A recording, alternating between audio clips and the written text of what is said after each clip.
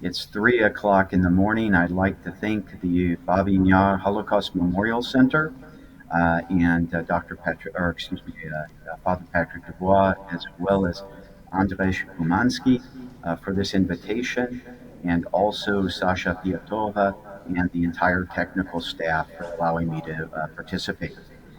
One of the most disturbing aspects of murder in the occupied Eastern Territories is reflected in its function as a kind of entertainment or, quote, sport for some of the perpetrators. In fact, witness testimony offers descriptions of the, quote, carnivalesque or wedding atmosphere that reigned at some killing sites.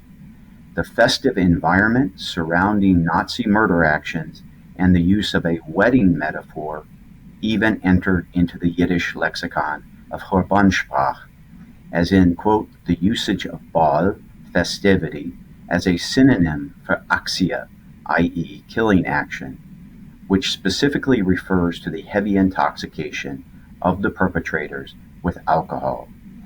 The importance of the description of these killings by local inhabitants and Jews in terms of marriage celebrations cannot be overstated.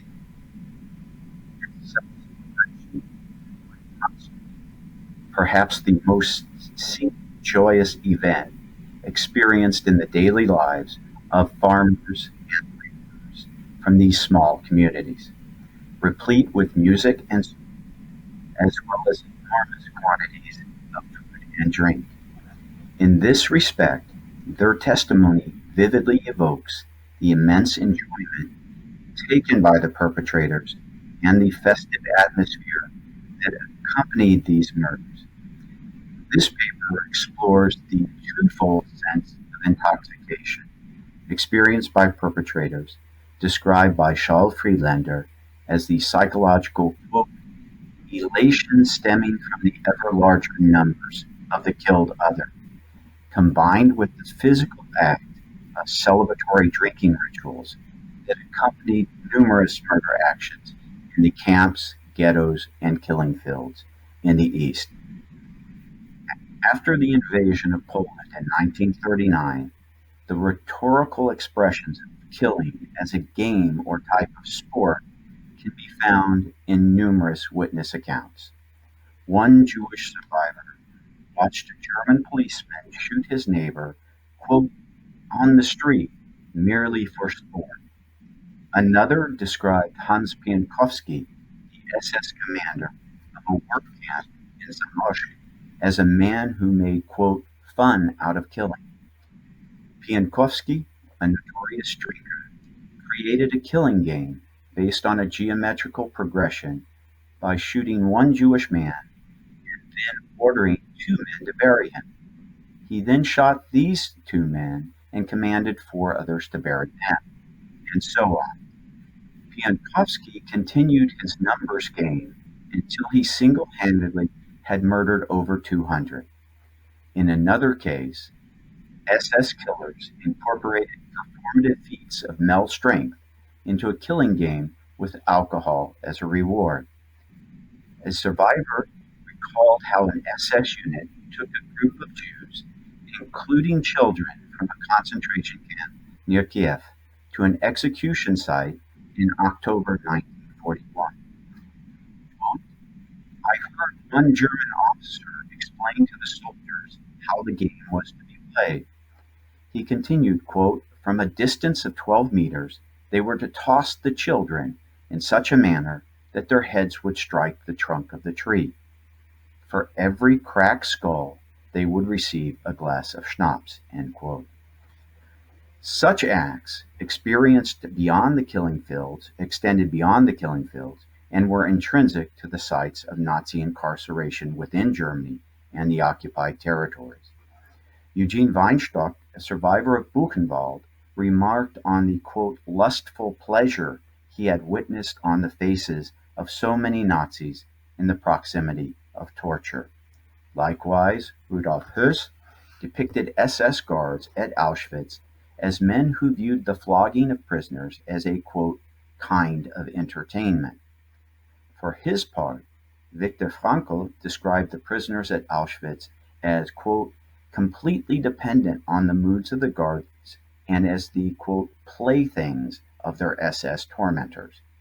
In a similar manner, the teenaged Mary Berg recorded in her diary on the Warsaw Ghetto, quote, shootings have now become very frequent at the ghetto exits. Usually they are perpetrated by some guard who wants to amuse himself.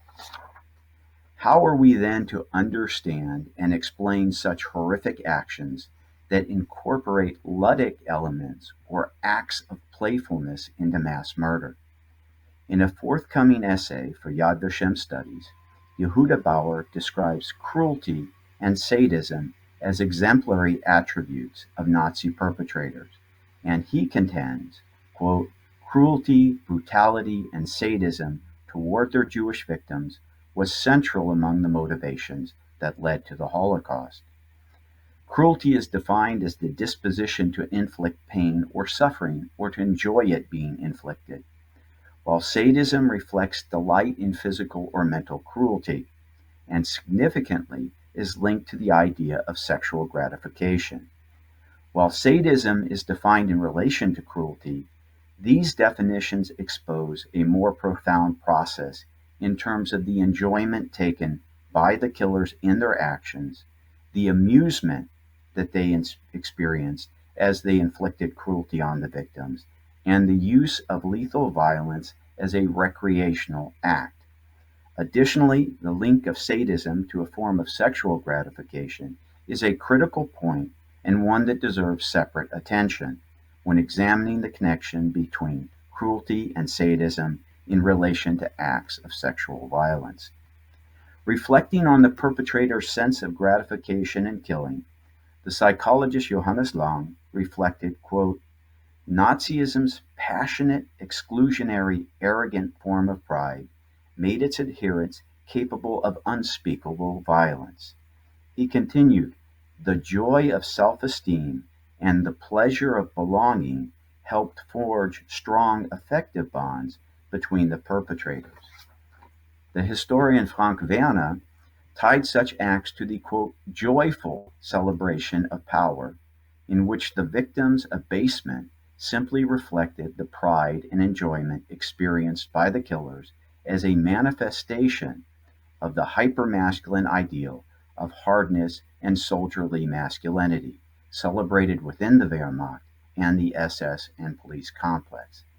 As Elisa Mailander asserted, quote, for those who endured it in the Nazi concentration camps, violence caused pain and fear. For those who exercised and performed it, violence brought a feeling of power and in many cases lust, end quote. For the victims of SS brutality, hardness and toughness was the expectation, and compassion a lost virtue. Leon Wells lamented, the SS pleasure in inflicting suffering on us was inexhaustible. A survivor of Treblinka reminisced on the enjoyment of drunken SS guards performing their duties at the camp. He discussed their brutality upon his arrival and commented, quote, death does not come easy. The murderers love the sadistic bloody games they play with their victims. The accounts of SS and policemen who became more violent when drunk reveals another key point about abuse practices and the integration of ludic ritual. For example, a group of drunken policemen at the notorious Fort 7 at Poznan entered the cells at night and forced a group of half-naked prisoners to the SS canteen. At this site of SS revelry, a place of communal eating and drinking, the SS men made the prisoners sing and slap each other to the amusement of their intoxicated torturers. Similarly, SS guards at Gusen used the camp's canteen as a site for celebration and routinely ventured into the camp at night after drinking to beat and harass the prisoners. In these examples, communal alcohol consumption within the bar or pub provided a preparatory stage for men embarking on acts of brutal and perverse entertainment. These types of activities became in fact a form of recreational violence for the perpetrators, in which the metaphorical intoxication of control over the life and bodies of the victims was conjoined and facilitated by celebratory drinking. Likewise, the communal nature of these sites allowed individual SS men to perform and compete against their fellow guards as a public demonstration of their masculine toughness, and often became joined with conceptions of performative masculinity. With respect to perceptions of masculinity, beatings by SS men in the camps at times constituted a form of male competition. Richard Glaser, a survivor of Treblinka, remarked that when an SS man witnessed a colleague beating a prisoner, the other would often join in the brutality, and both would attempt to, quote, outdo the other in order to demonstrate that he was better than the other. Likewise, tough and determined men who kept their weapons loaded epitomized the model of masculinity among the SS camp guards. In fact, some SS guards held shooting competitions in which they sought to demonstrate their marksmanship to their colleagues and or to engage in a deadly display of their own masculine prowess. For example, one SS guard at Auschwitz accepted a bet for a bottle of schnapps that he could kill a prisoner with a neck shot at 50 paces using his pistol, while Kurt Franz, a SS officer at Treblinka, sought to impress his colleagues with his, quote, specialty of, quote, shooting Jews in the eyes. In reference to this practice, Abraham Bomba, a prisoner at Treblinka, commented, quote, the biggest pleasure for the SS was to kill, to shoot at a special place they had in their mind. When they succeeded, they were just happy, end quote. In another version of this game, the SS at the Janoska camp forced a prisoner to hold a glass of water. Quote, if the glass was hit, the person was allowed to live, Michael Wendt testified. Quote, if the bullet hit the prisoner's hand, he was killed on the pretext that he was no longer capable of working. Among these SS men, the ability to drink more than one's colleague, to inflict a better beating, or to outshoot him became markers of superior manliness. The use of staged hunts by the perpetrators provides another perspective on how acts of performative masculinity combined alcohol consumption, male competition, and celebratory ritual. Indeed, the hunt, an act in itself traditionally invested with manliness and masculine strength, frequently served as a supporting rite to celebratory killing. The incorporation of recreational drinking applied to the stalking of both man and beast. One Polish witness commented, quote, the Germans hunted lots, during which they had huge amounts of vodka. As they stalked their prey, hunters competed against each other for the most kills, and these kills in turn symbolized trophies. The conduct of killing as a type of game or contest tied to masculine exploits of drinking ritual and mass murder appears in numerous survivor testimonies. SS Lieutenant Kurt Wiesel was in charge of the Grodno ghetto and, quote, loved to have a good time. One method of entertainment involved heavy drinking, after which, quote, he would come to the ghetto with his friends and organize a hunt for Jewish girls and boys. Other instances demonstrate the incorporation of alcohol, celebration, and stalking into the killing process. For example, German police officials organized a hunting expedition during an inspection tour in the area of Radun in Belarus. Despite disappointed by their failure to find sufficient game in the forest, these men enjoyed a, quote, drunken lunch, and then rounded up over 40 Jews from the town's ghetto. Leo Kahn recalled, quote, these unfortunates were trucked about a mile and a half from the town, unloaded, and told to scatter.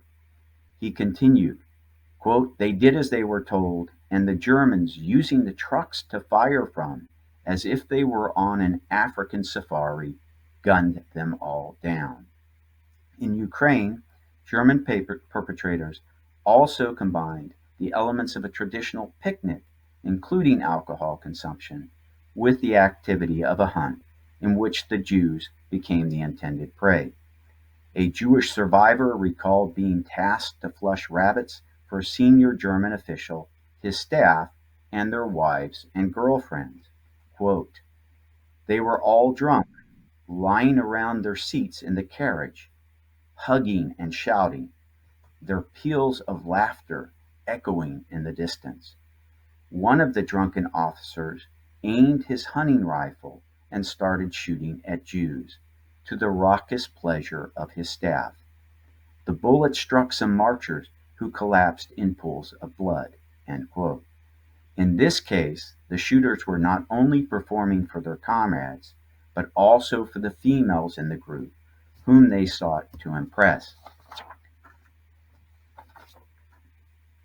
In conclusion, the use of violence, both instrumental and gratuitous, as a entertainment is not unique to National Socialism, and can be found in other cases and at other times. For example, Polish Jews in the early 1900s recalled the "carnivalesque" rhetoric employed during pogroms by the drunken perpetrators, while "music played as the Cossacks danced before the burning homes of the Jews." These pogroms often incorporated sexual violence, including rape, in which violence in "carnivalesque" form gave expression to a collective sense of celebration, triumph, cruel playfulness, and joy at Jews' dispossession, humiliation, and even murder.